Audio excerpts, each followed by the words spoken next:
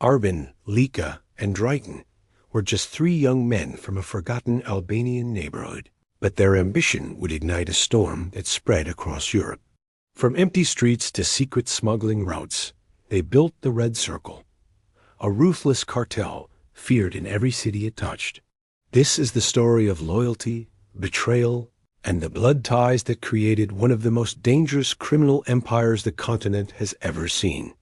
In the early 2000s, in a forgotten neighborhood of Albania, life was harsh and opportunities were scarce.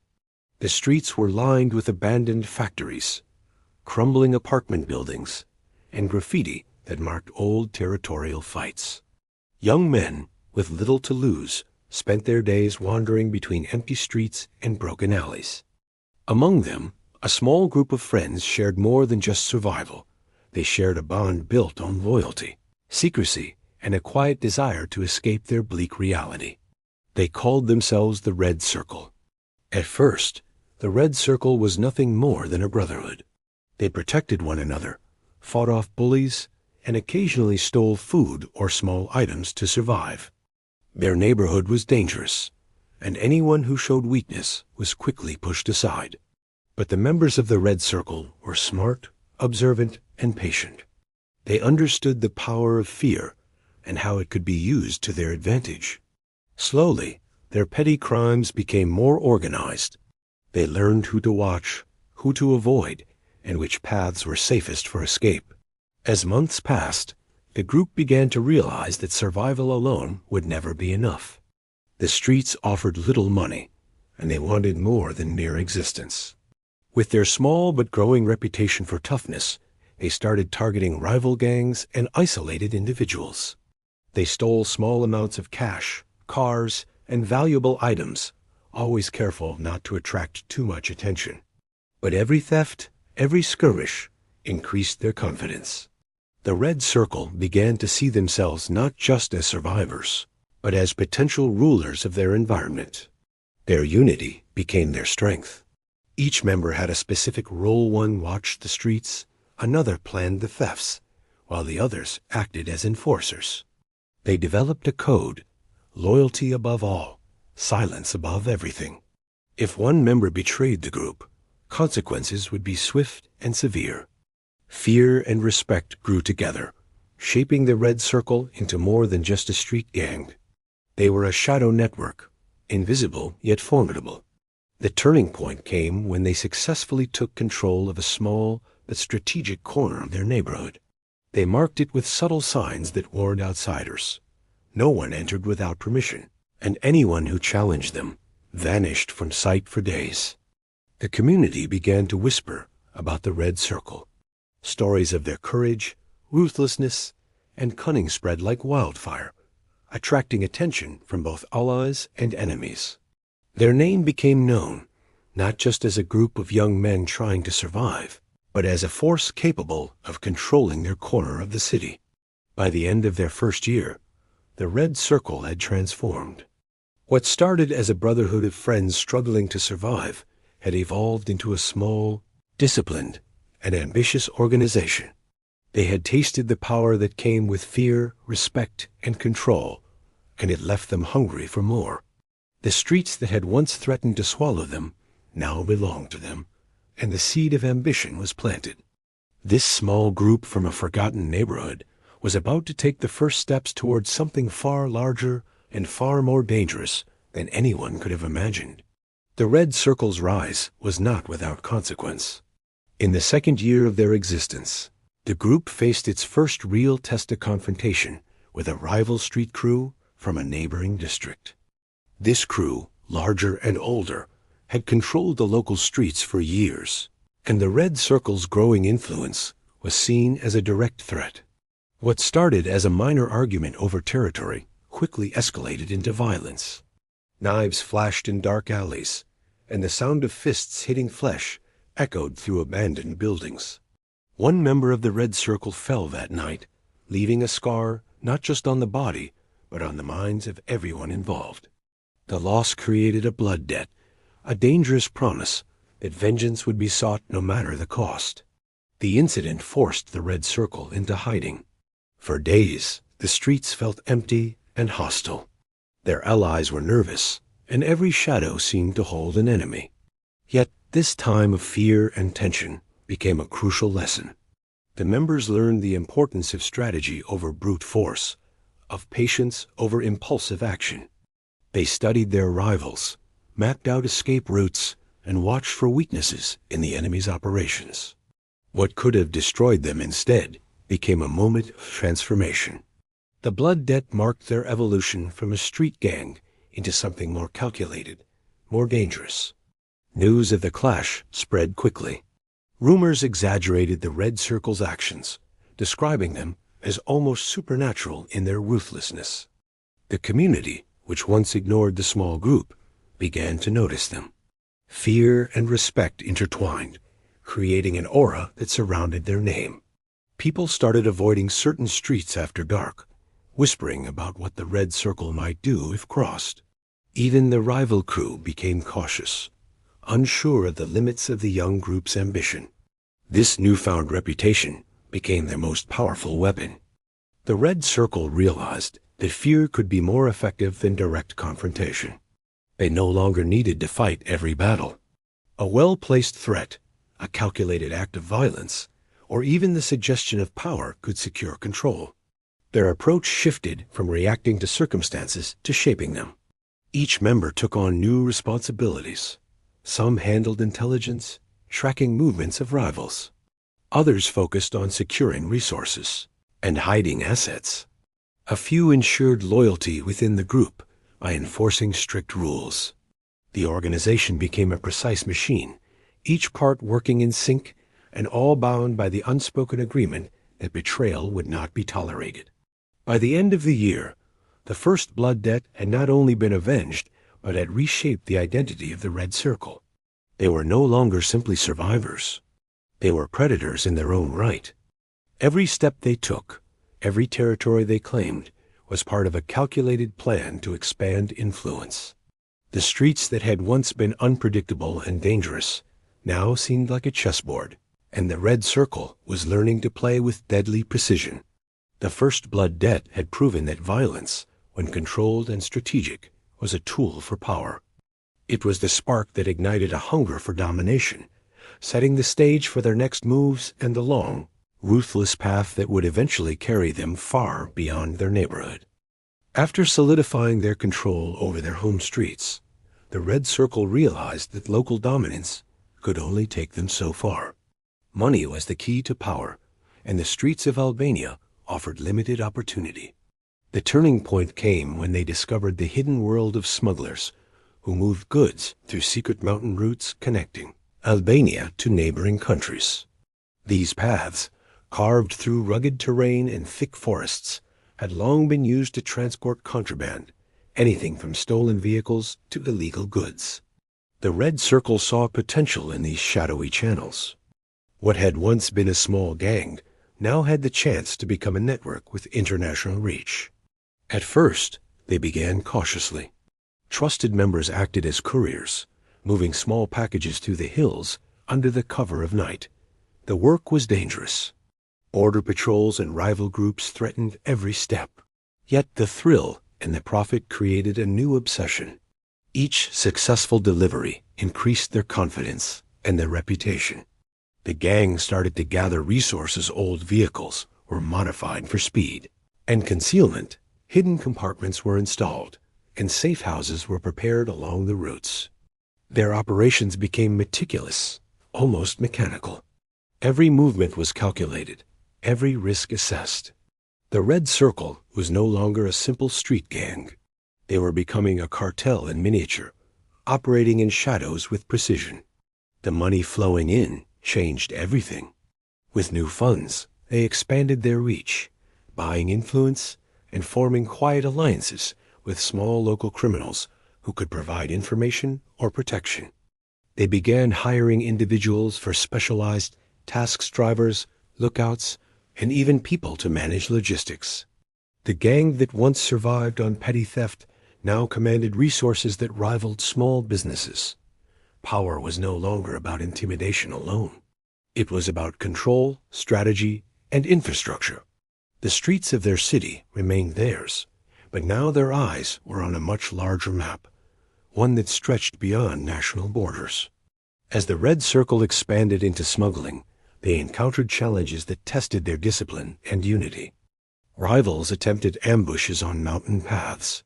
Law enforcement occasionally discovered hidden shipments, and internal arguments arose over profits. But each obstacle made them smarter. They learned to anticipate dangers, set traps for enemies, and plan routes that were almost impossible to intercept. The members who excelled in these operations were rewarded with respect and higher stakes, while those who faltered were quietly removed or reassigned. Efficiency became their mantra, secrecy their shield. By the end of this phase, the Red Circle had transformed completely. They had moved from surviving in forgotten alleys to controlling an invisible network that connected Albania to European markets. Their influence reached far beyond their neighborhood, creating a silent empire built on risk, trust, and fear. The mountain routes were no longer just paths. They were lifelines to power, profit, and dominance. The gang that had once been a small group of friends was now a growing force in the criminal underworld, with ambitions that could no longer be contained. Their eyes were fixed on Europe, and nothing would stand in their way. Once the Red Circle had mastered the smuggling routes through Albania, their ambitions extended beyond national borders. Europe became their next target. The gang knew that moving goods into foreign cities was far more complicated than operating at home. Law enforcement was stricter, rival groups were more organized, and the consequences of being caught were severe. But the Red Circle had learned patience and secrecy. They sent their most trusted members abroad to scout potential cities, blend into local communities, and establish safe zones. The operation had to be invisible. Any mistake could destroy years of careful planning. Italy was their first major foothold.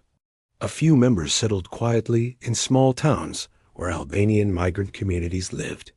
They opened businesses as fronts delivery services, small warehouses, and cafes, which allowed them to store goods and meet contacts without drawing attention. While the locals saw nothing unusual, the Red Circle quietly mapped the streets, monitored rival gangs, and learned the patterns of police patrols. They discovered that fear and discretion were more effective than force. By staying unseen, they could control entire neighborhoods without firing a single shot. Next, Belgium became another hub. The country's ports offered an ideal entry point for shipments, and its multicultural neighborhoods allowed outsiders to move unnoticed. The Red Circle adapted their strategies to fit the local environment. They built alliances with minor gangs, sharing profits in exchange for loyalty and information. These alliances were never permanent. The Red Circle remained unpredictable, ensuring that no one could truly trust them. Their reputation for cold calculation and ruthlessness spread quietly. By the time law enforcement noticed anomalies, the Red Circle had already established a strong, invisible presence. In the United Kingdom, they faced the most challenges. Cities were larger, neighborhoods more tightly controlled, and criminal networks more entrenched. The Red Circle could not rely on fear alone. They had to master subtle influence, bribery, and careful manipulation. They found individuals willing to work as intermediaries, people who could move goods, provide shelter, or send messages without being traced. Even within migrant communities, the gang's control was hidden. No one outside the group understood the extent of their operations. The Red Circle was learning to operate like a shadow within a shadow, almost untouchable because they never showed their true power openly. The silent invasion reshaped the identity of the Red Circle. They were no longer simply a gang or even a cartel. They were an invisible network stretching across Europe, connecting mountains, ports, and city streets. They did not need to provoke battles to expand. They thrived on manipulation, intelligence, and patience. Rival gangs often underestimated them, believing the Red Circle to be small and insignificant. But by the time anyone realized the truth, The group had already woven itself into the criminal fabric of the cities they entered. Fear, secrecy, and strategy had become their most potent weapons. By the end of this phase, the Red Circle had transformed into a force that could operate internationally without leaving a trace. They were ghost-like, powerful, and disciplined. The streets they had once ruled in Albania now felt like a starting point, a training ground for a far more ambitious empire. Their eyes were fixed on expansion, and their methods had evolved into something far more dangerous than anyone could have imagined. Europe was theirs to influence, and the Red Circle had only begun to show its true power. Even the most disciplined organizations are vulnerable from within, and for the Red Circle, that vulnerability came in the form of ambition and jealousy. As their power grew across Europe, tensions among the members began to rise. Some felt they were carrying the heaviest burdens, risking the most, while others reaped larger rewards. Arguments over shipments, territories, and profits that had been handled quietly in the past now festered into deep resentment. The sense of loyalty that had once bound the group together began to erode, replaced by suspicion and silent rivalry. The breaking point came when a single member, ambitious and reckless, secretly made a deal with a foreign criminal network. The deal promised massive profit, far beyond what the Red Circle had ever earned before, but it carried enormous risk.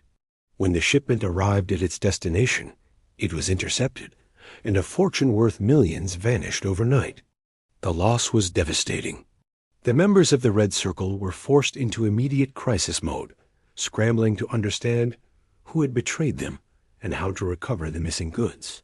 The incident shook the foundation of trust, leaving everyone questioning their closest allies. Panic and paranoia spread like wildfire. Meetings were held in hidden safe houses, with members constantly watching one another. The betrayal revealed weaknesses that no rival attack could have exposed. The once unified group, which had conquered streets and crossed borders with precision, now faced its most dangerous opponent: internal conflict. Every decision became fraught with doubt, every glance suspicious. Even long-standing members, who had proven themselves through years of loyalty, were scrutinized. The atmosphere, once disciplined and confident, became tense and unpredictable. The fallout from the betrayal was not limited to internal strife. Rival gangs and law enforcement noticed cracks in the Red Circle's operations. Some shipments were delayed or lost, messages went unanswered, and alliances outside Albania began to falter. The cartel, which had operated like a well-oiled machine, now stumbled through operations, vulnerable to attacks that had previously been unimaginable. What had begun as a small act of greed risked dismantling the empire they had worked so hard to build.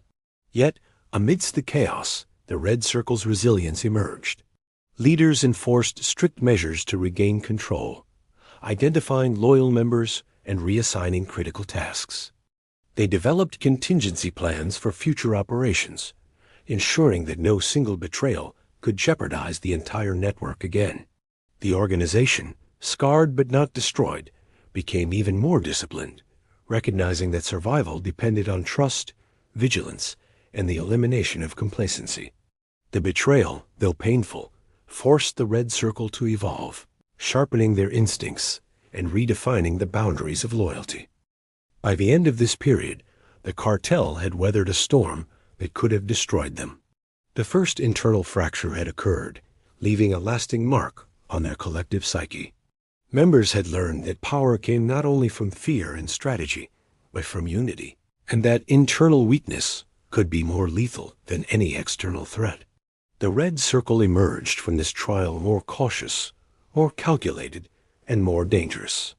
The shadow they cast across Europe had grown darker, and while betrayal had shaken them, it also prepared them for the violent and unpredictable future that awaited.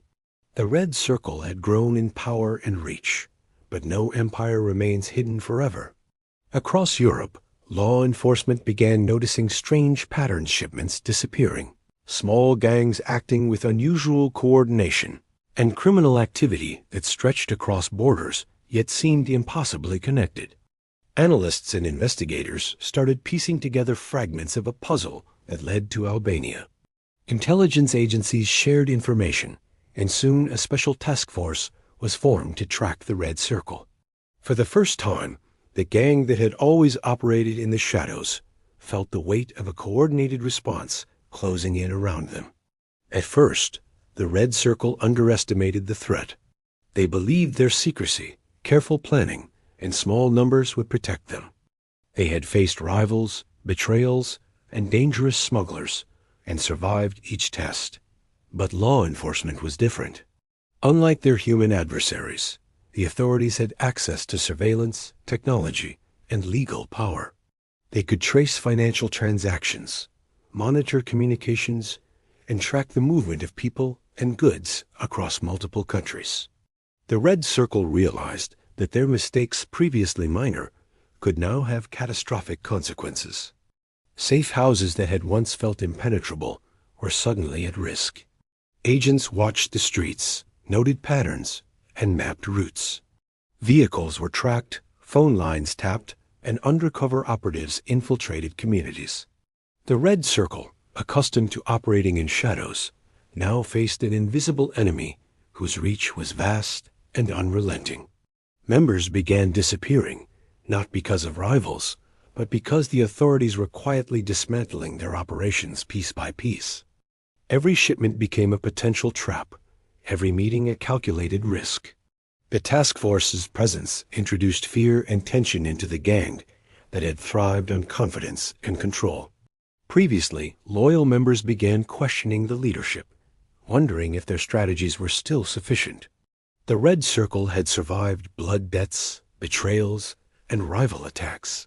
But the pressure from law enforcement was different.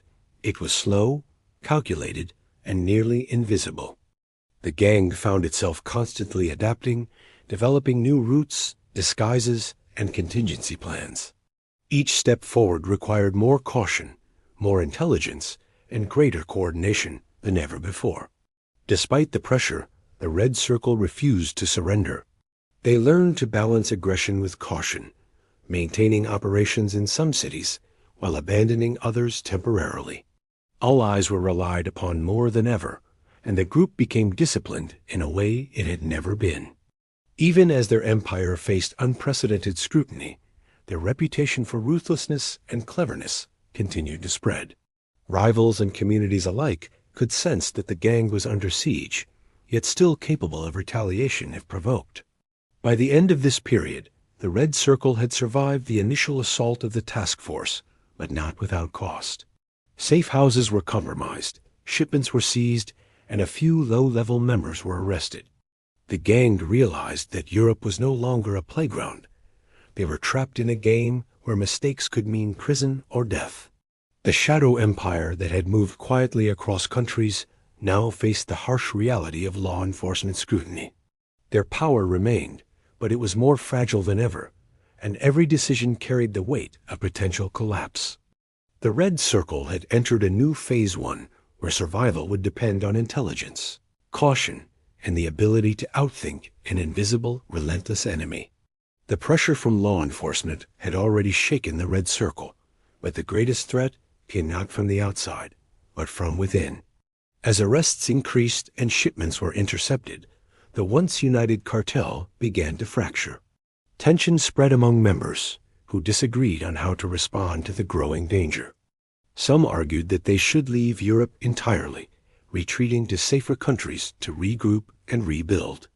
Others insisted on staying, believing that abandoning their empire would be a sign of weakness, and that control could still be maintained through strategy and fear. This disagreement created factions, and the bonds of loyalty that had held the group together for years began to unravel. The internal war was quiet at first, marked by suspicion, distrust, and subtle sabotage. Members began withholding information, misdirecting shipments, and secretly negotiating with outside contacts for personal gain. The careful structure that had made the Red Circle so effective now became a source of vulnerability. Operations faltered, shipments were delayed, and alliances that had been carefully cultivated across Europe started to crumble. The cartel's enemies sensed the division and began testing boundaries, hoping to exploit the internal chaos.